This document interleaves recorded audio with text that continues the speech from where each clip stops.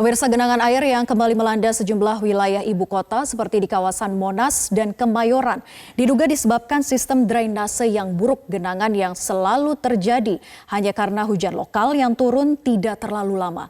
Dinilai pengamat tata kota Yayat Supriyatna, Kota Jakarta darurat drainase. Dan untuk membahasnya apa yang harus dilakukan untuk mencegah banjir akibat tingginya curah hujan, sudah bergabung bersama kami di studio pengamat tata kota Yayat Supriyatna. Selamat pagi Kang Yayat. Selamat pagi, iya. Tadi kita sudah melihat beberapa tayangan informasi bahwa memang Jakarta sejak Desember malah ya, Desember kemudian Januari, awal Februari kembali tergenang banjir. Bahkan awal Januari sampai ada gugatan class action karena sebagian besar wilayah Jakarta lumpuh begitu. Nah, sebetulnya apa yang salah? Apa benar dugaannya karena drainase di Jakarta ini begitu buruk? Ya, pertama begini, kita harus memaklumi tentang kondisi kota ini. Jadi kota ini memang sejak awal punya persoalan dengan persoalan banjir dan genangan. Karena letaknya, posisinya, dia berada dalam wilayah dataran banjir, kemudian juga dipengaruhi oleh kondisi ada 13 sungai, kan wilayahnya hilir. Jadi memang potensi banjir dan genangan akan ada terus di Jakarta. Bahkan Belanda pun pernah mengupayakan bagaimana menata air di Jakarta itu dan akhirnya mereka menyerah. Nah, kedua yang menarik adalah kondisi Jakarta sekarang ini itu sistem drainasenya mendapatkan sistem drainase warisan dari masa lalu. Warisan dari zaman kolonial begitu ya. Artinya memang sudah tidak layak dan tidak ideal dengan kondisi Jakarta saat ini. Jakarta sekarang. Jadi ibaratnya pertumbuhan kota yang membuat lebih dari 90% wilayah ini menjadi kawasan terbangun. Run off airnya tinggi. Ibaratnya kita ketahui hujan itu kan tiga potensi airnya, menguap, mengalir, dan menyerap. Yang menyerap berapa, yang mengalir berapa. Pertanyaan paling mendasar adalah air di Jakarta ini run off-nya sudah sangat terlalu tinggi. Sementara kapasitas drainase kita itu tidak pernah diketahui untuk skala curah hujan berapa tahunan tidak Jakarta. Pernah terukur. Tidak pernah diukur. Apa penyebabnya tidak bisa terukur? Ya, kita tidak pernah membuat kota ini dirancang sejak awal.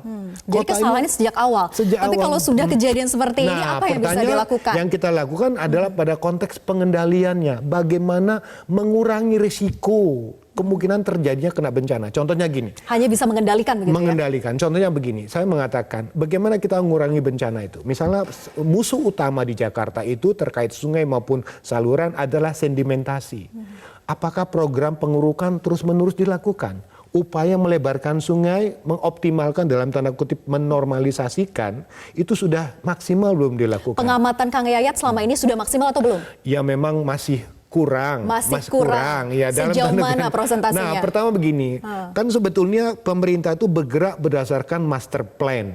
Nah, master plan penanganan banjir di Jakarta sudah ada. Harusnya kan itu diacu. Kementerian PU sudah memegang itu kan. 13 sungai sudah ada di pegangan acuannya. Bahkan sudah ada upaya peningkatan QA, puncaknya existing dengan peningkatan rancangan desain yang lebih maksimal. Itu untuk mengurangi risiko. Pertanyaannya apa? Dikerjakan atau tidak? Itu kan satu yang kemarin menjadi pertanyaan kita. Kedua, sejauh mana program-program yang dilakukan sekarang ini untuk meminimalkan risiko? Kita kan agak sedih. Tiap hari selalu ada berita yang seperti ini. Terlepas dari dikerjakan atau tidak dikerjakan. Artinya Pemprov ini sudah mengetahui apa yang harus mereka kerjakan gitu ya. Tapi masalahnya apakah memang kondisi di Pemprov DKI Jakarta ini dari segi anggaran, dari segi alatnya, apakah memang memadai sebetulnya untuk bisa mengatasi dan minimalisir dari banjir di Jakarta? Nah, ini pendekatannya kan tidak hanya dalam konteks struktur ya. Artinya dalam pendekatan teknis, membuat tanggul, membuat waduk atau pengurukan dan sebagainya. Harus ada pendekatan non strukturnya tuh, pelibatan masyarakat dalam konteks pemeliharaan, perawatan, menjaga kondisi drainase. Artinya Pemprov tidak bisa seorang diri untuk bisa tidak seorang diri. Gitu. Nah, harus ada sinergi dengan pemerintah pusat, dengan masyarakat dan unsur lainnya. Nah, yang paling penting tadi dikatakan bagaimana kita mengurangi beban risiko itu untuk kita lakukan dengan cara melakukan menyimpan air misalnya dengan sumber resapan. Tetapi pertanyaannya tidak semua wilayah Jakarta bisa. Jakarta Utara itu sulit. Baik, contohnya kawasan Monas. Tadinya tidak pernah banjir jadi banjir. Nah, apakah bisa dikaitkan atau diduga katanya karena revitalisasi Monas yang sejauh ini dilakukan? Kita harus cek dulu mengapa Monas sering tergenang sekarang. Outletnya kemana itu sistem pembuangannya?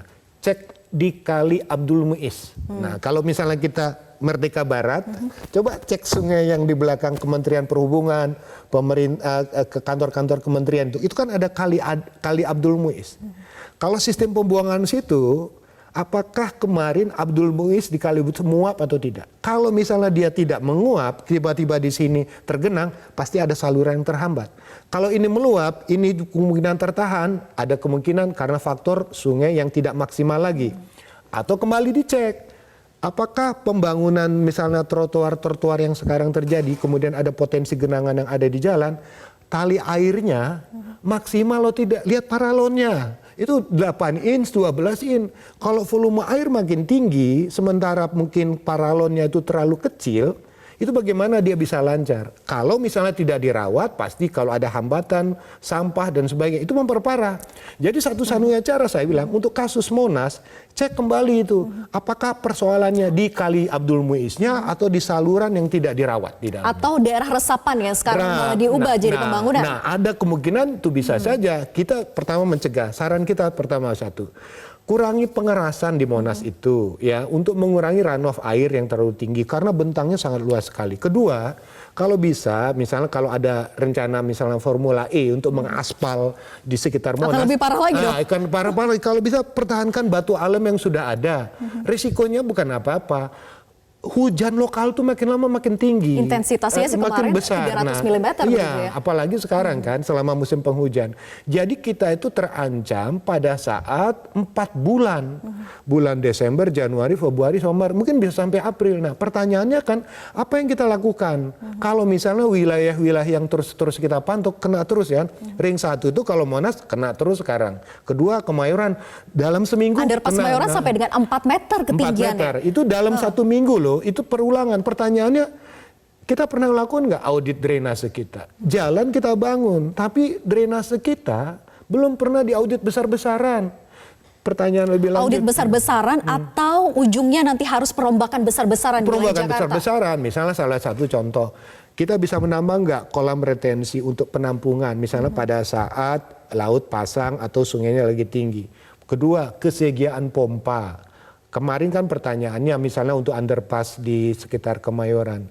Itu sebetulnya tanggung jawab siapa? Kapasitas pompanya tersedia atau tidak? Yang menarik adalah Jangan salah-salah, jangan saling menyalahkan gitu menyalahkan ya. lagi. Ini miliknya pusat, ini milik Pemprov DKI. Nah, kalau ada masalah selesaikan aja, siapa yang bisa masalah. Persoalan koordinasi kan bisa dilakukan secara maksimal di dalamnya. Nah, yang menjadi persoalan kita adalah petakan kembali titik-titik yang menjadi persoalan itu dengan memaksimalkan upaya-upaya teknis untuk mengurangi risiko. Karena sekali lagi ya memang agak sungkan, agak berat ya di kita ya. Kalau persoalannya ada, tetapi begitu ingin turun, pasti benturannya ini kewenangan siapa, ini urusan siapa. Bukan waktunya lagi untuk saling menyalahkan. Jangan gitu menyalahkan. Kalau memang ibu kota itu kalau misal dikatakan bisa diserahkan kepada otoritas yang punya kewenangan, misalnya kepada Pemprov. Pemprov punya maksimal tidak bisa menyelesaikan masalah. Memang kinerja yang kemarin, misalnya mohon maaf ini sedikit catatan, tentang kinerja pencapaian program misalnya kan. Memang di dalam RKPD, target RPJM dia tidak terpenuhi misalnya. Harusnya 84%, kemarin hanya sekitar 63%. Nah, pertanyaannya mengapa bisa tidak maksimal? Mungkin dalam penanganan drainase, membuat kolam retensi, ada persoalan dengan pembebasan tanah, atau ada persoalan sinergi program, dan masalah lain di dalamnya. Singkat saja Kang Yayat, satu pertanyaan lagi. Kondisi krusial seperti ini, langkah konkret yang bisa dilakukan oleh Pemprov DKI Jakarta apa? Pertama satu, hindari perdebatan, langsunglah bekerja, selesaikan persoalan di titik masalahnya. Seperti untuk kasus Monas, kasus di underpass Kemayoran, atau beberapa titik kawasan yang dianggap krusial.